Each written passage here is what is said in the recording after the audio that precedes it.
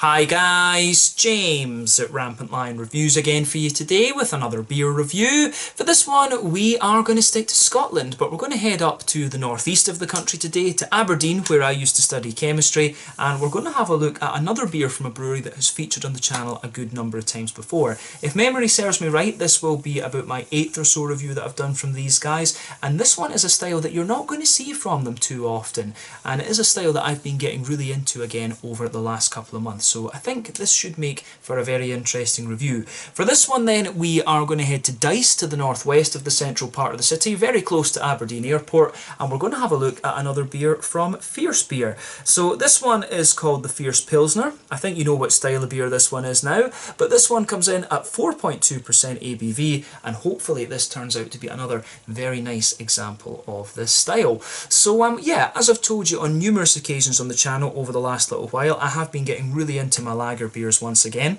I've had some great examples of Pilsners and Helles and Dunkels and stuff like this from Sweden and various other places. So it's nice to have a go at some Scottish ones when I'm back in the motherland. Normally when it comes to Fierce though, you would think of, you know, Imperial Porters, Imperial Stouts and things like this, a bit of barrel aging maybe. And you would also think of the kind of fruity pale ales and sours and stuff like this as well actually. So to have this kind of German Czech type beer from Fierce Beer is pretty unusual, and that was the main reason that I went for this one actually.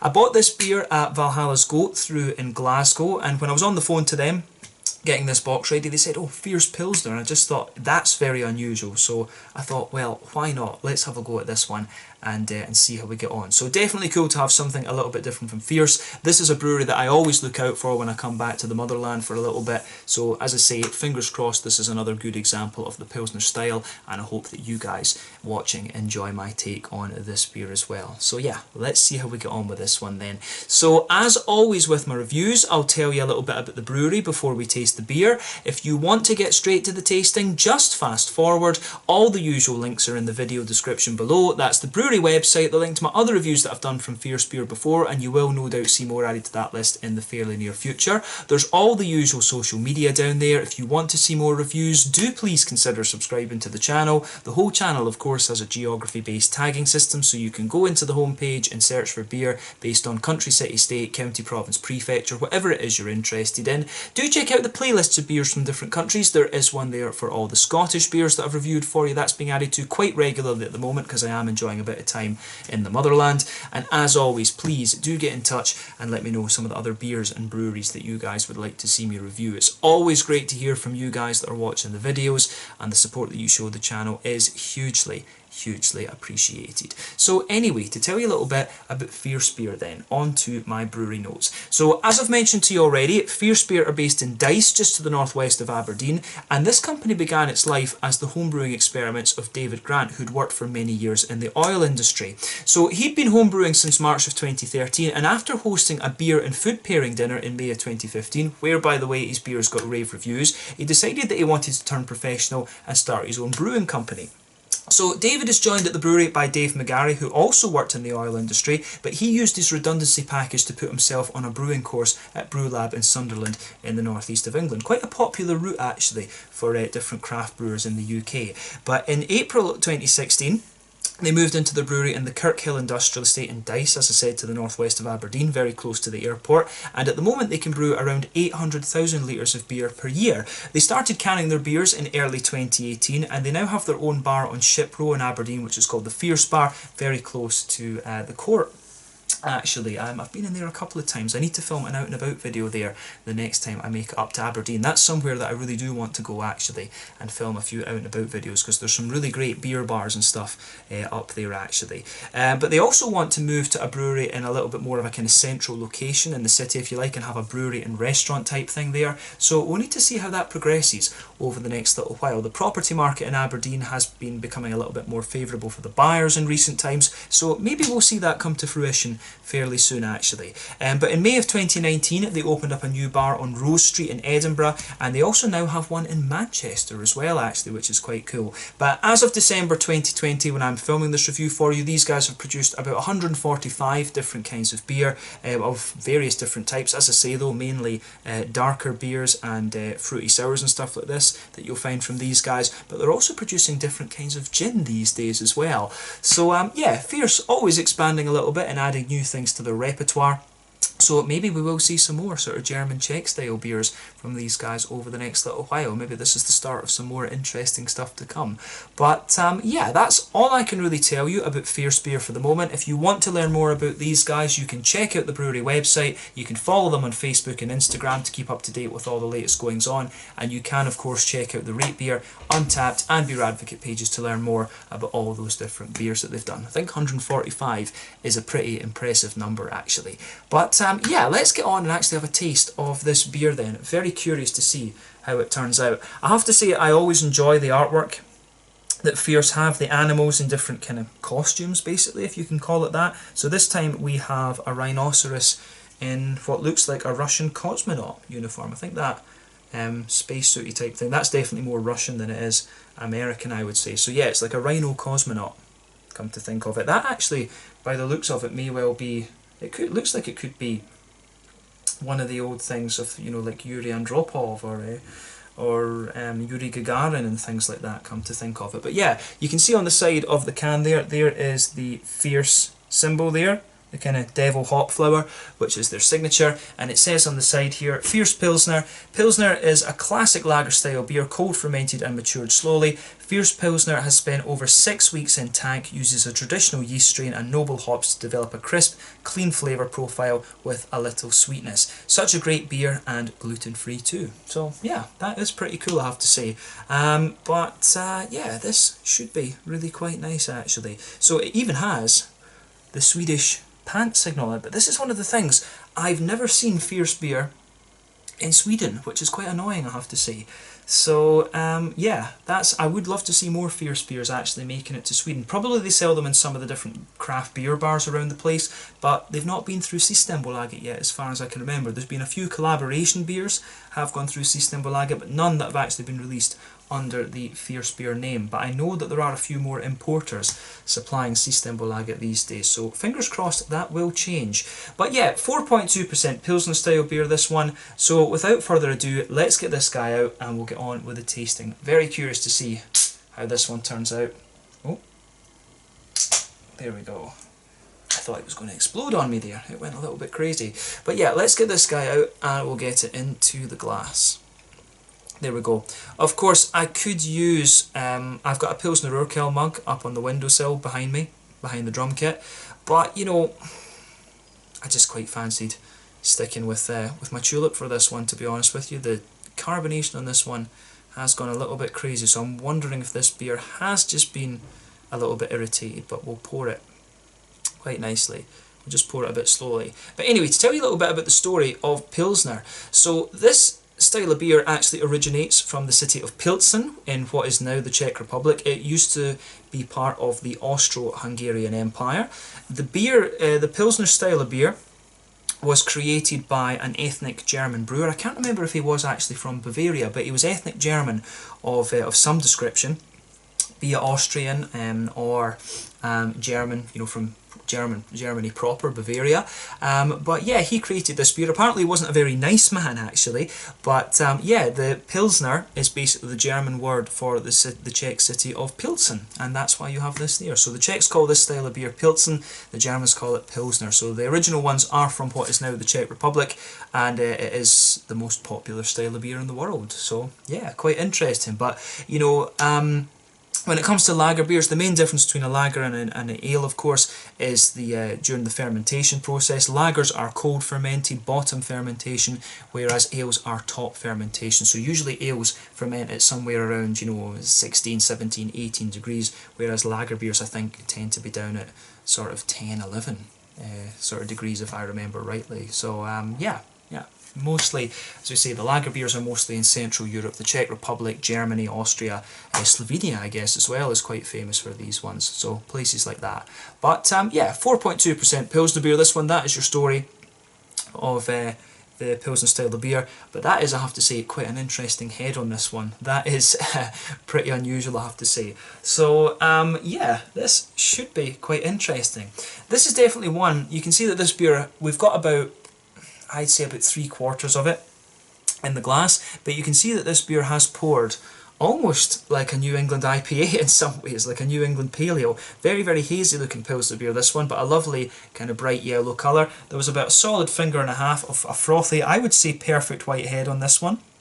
That head is going to stick around for quite a while. There's 1 or 2 big bubbles sticking towards the side of the glass, a few little ones going up towards the bottom of the head there, but overall it does look pretty nice actually, but it certainly looks more like a kind of New England Pale Ale or something like that than a Pilsner. I mean, normally you would expect these beers to be a little bit more kind of clear and things like that, but in fairness, when it comes to Munich Helles and the Czech Svetli, and things like that, you can get them being a little bit more hazy. So a hazy Pilsner, while not unheard of, it is a little bit more unusual. But yeah, as long as the beer tastes good, that is the main thing. Let's see if we can put the last of this into the glass actually.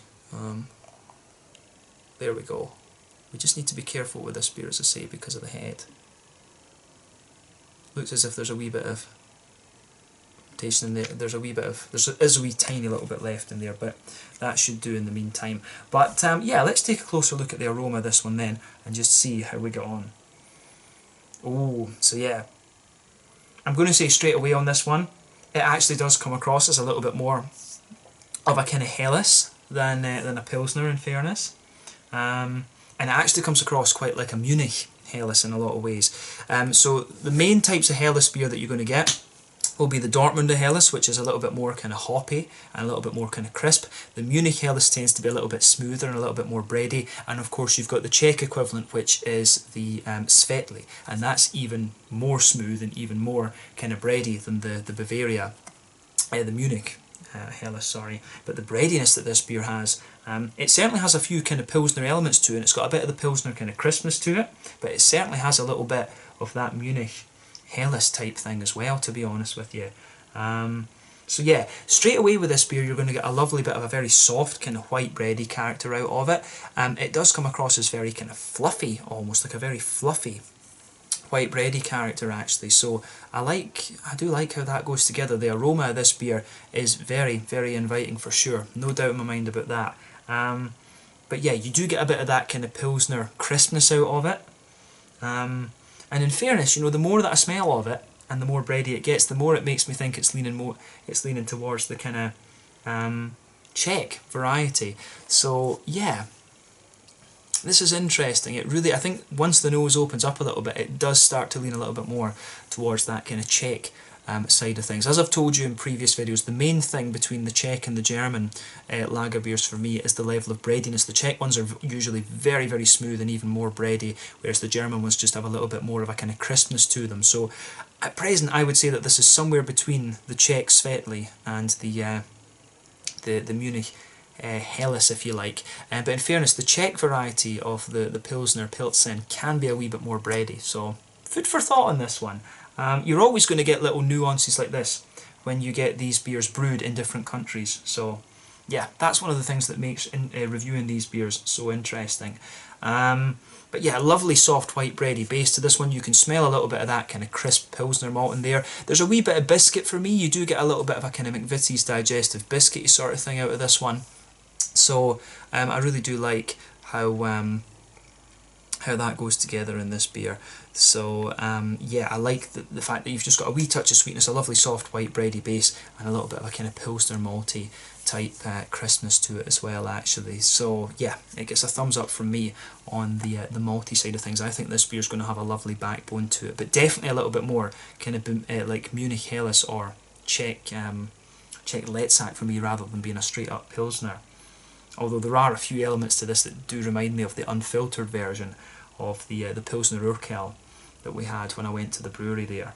So yeah, the aroma out of the malty side of this beer is very, very nice. When it comes to the hoppy side of things, you've got a little bit of lighter earthiness in there. You've got some nice floral aromaticity.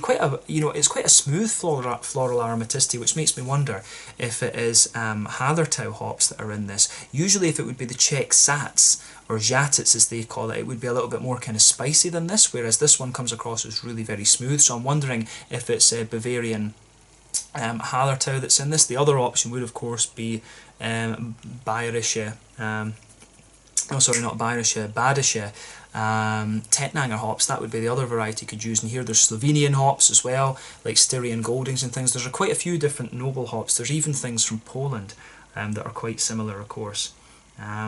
But yeah, it's got a lovely kind of smooth floral note to it, quite a bright grassiness, and just a little touch of earthiness. So it goes together very, very nicely, actually. So yeah, the hoppy side of this beer, the green side of the hops, is very nice. It leans more towards the grassy side of things for me, but just a little bit of floral character and a little bit of an earthiness underneath it. On the fruity side of things, it is what you'd expect. A little bit of a kind of appley peary sort of thing. You've got a wee bit of a kind of almost a very, very light gooseberry type note to this one, I think. But apples and pears, a little bit of a kind of lemongrassy sort of ester out of it. It just comes across really, really nicely. So let's put the last little bit of this in here. So yeah, let's have a look at that now. Let's give it a taste. I'm very, very curious about this one. Do take a bit of time to ponder over the aroma, as I always say, but this one, it should be very nice. This one is the Fierce Pilsner, coming in at 4.2% ABV from Fierce Beer in Dyce up in Aberdeen. Let's get stuck in. Slàinte, skål, cheers.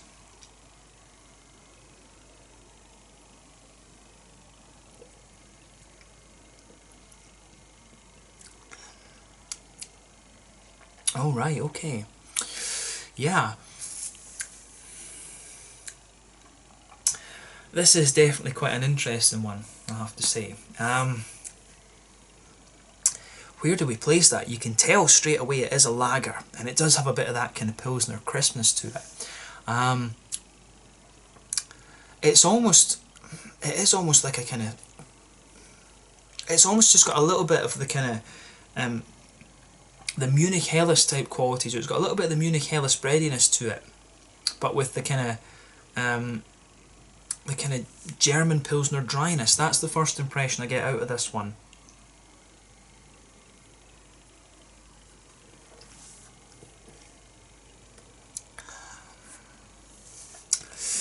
So yeah, this is definitely quite an interesting one in a lot of ways. The fact that it's unfiltered, and just the way the aroma comes out, and then the fact that that's quite different from the actual flavour profile you get. So yeah, I have to say I do like how this one, I like how this one goes together in that sense. So yeah, it gets a thumbs up from me. I do like this one. So this isn't your kind of traditional Pilsner, if you like.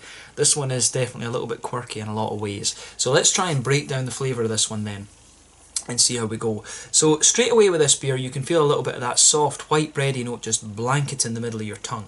And the further that you go into the aftertaste, the more it starts to, the more it starts to kind of develop a dryness. There's really a bit of that kind of dryness to the Pilsner malt in here, which is quite interesting.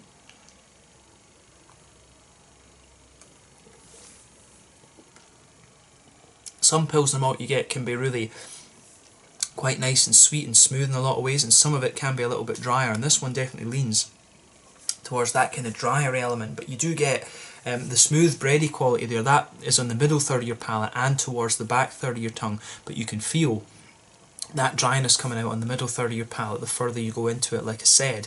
As you go onto the back third of your palate, you can feel the breadiness just thickens up a wee bit. You do get a nice little bit of a slightly kind of thicker white bready note to it, a little bit more yeasty actually in some ways. It does have a little bit of a yeastiness to it, this one. But yeah, as you move further forward, you can feel that that smoothens out a little bit, and then as you reach the border between the middle third and the back third of your palate, it just thins down a little bit.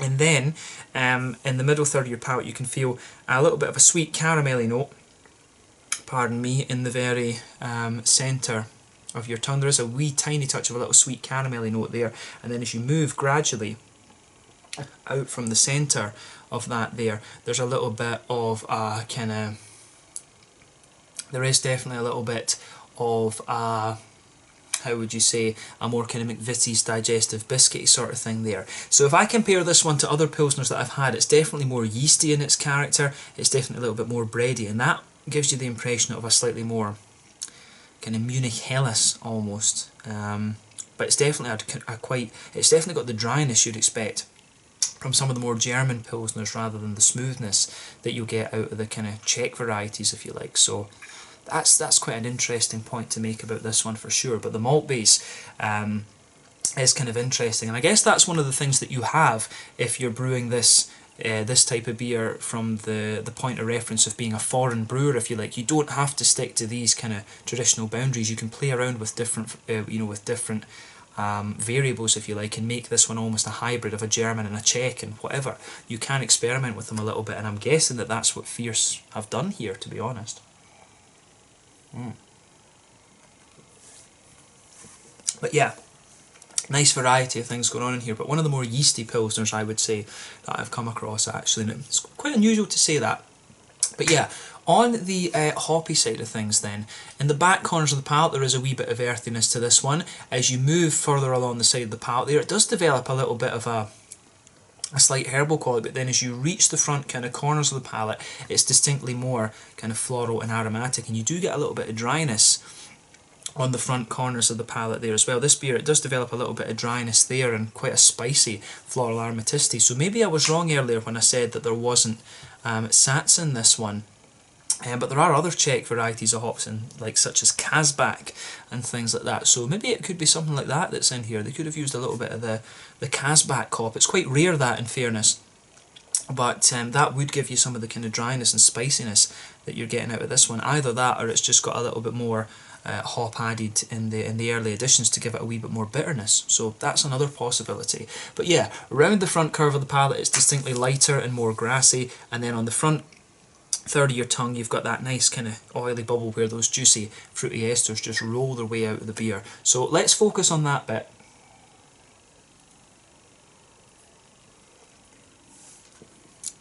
So yeah, for me, this beer,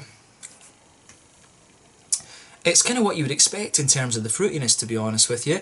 If you go towards the back of that front third of your palate, it does have, you know, it has got a wee bit of a kind of citrusy element to it. You might be forgiven for thinking there is a wee bit of a kind of apricot note out of this, but I would guess that that is more from the yeast than it is from the hops. So yeah, for me, there's a lot of nice apple and peary esters come out of this one. As you reach the front part of that front third of your tongue, you do have you do get a little bit more of a kind of bitey, citricy note out of it. So there is a wee bit of that kind of lemony zest to it. As and I think, yeah, it does really dry out. This beer, the further you go into the aftertaste, you get some of the dryness of that Pilsner malt that I was talking about in this one, a kind of German Pilsner type quality, and you also get a bit of dryness. You can feel that sort of dry Pilsner malt spreading underneath that front third of your palate where the fruits come out. So you really notice that in this one. To be honest with you, this reminds me of quite a few of the Pilsners I've had from OO Brewing in Gothenburg, actually, the Ektapils in particular. The finish on this beer, it really gets drier and drier the further you go into the aftertaste with this one. So yeah, definitely yeasty, definitely one of the more yeasty kind of Pilsners, as I said, but it really gets quite dry and German-like in its finish, to be honest with you. But yeah, wee bit of lemony zest on the front of the tongue, as I say, and a bit of an appley kind of peary ester, and maybe a wee touch of, like, pardon me, apricot and things behind that. So a really quirky one, this, actually. So I like this. I mean, I like trying beers like this that do something a little bit different, but this one, what I would say about this is it does strike me as being a kind of new craft take on the Pilsner, if you like, rather than being quite authentic. But I do still like it. I do like this. It's got a bit of the kind of Munich Helles sort of thing that I do enjoy. It's got a bit of the drier aspect to the German Pilsner, and it's got a wee bit of the kind of spiciness and floral character that you would expect of a Czech Pilsner, actually, a Czech Pilsen. So yeah, this one's got quite a few interesting things going on. So in terms of the mouthfeel then,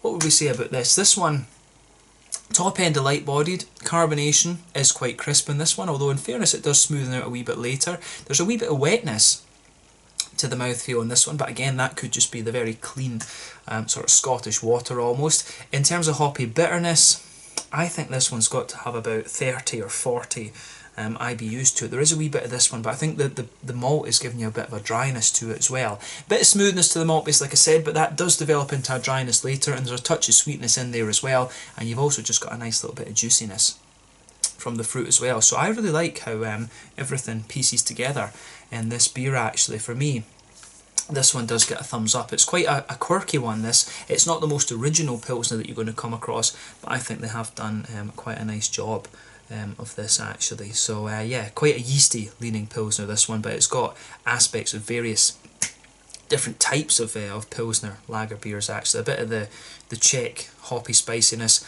a bit of the kind of German malty dryness if you like, and then it's also got a wee bit of a kind of yeasty character in there as well, which you probably could associate with a Munich Helles or a wee bit with an unfiltered Czech Pilsen. So yeah, quirky beer this one, but I've certainly enjoyed reviewing it for you, and it's nice to try different styles from breweries that you know as well, so that's one of the other positives I would say about this one. So yeah, thumbs up to Fierce Beer for this one. I would be curious to try this on tap at some stage, so when I do my visit to the Fierce Bar in Aberdeen, if they have this on tap, I will try and get a little taster of it to review for you on the channel, so we'll see about that. But yeah, let's leave it at that for this one. This one was the Fierce Pilsner, coming in at 4.2% ABV from Fierce Beer in Dyce to the northwest of Aberdeen in the northeast of Scotland. I really enjoyed this one. I like trying different styles of beer from breweries that I know, so this one it did kind of suit me down to the ground a little bit. But you will see another 2 or 3 Scottish Pilsner lager beers reviewed on the channel over the next little while,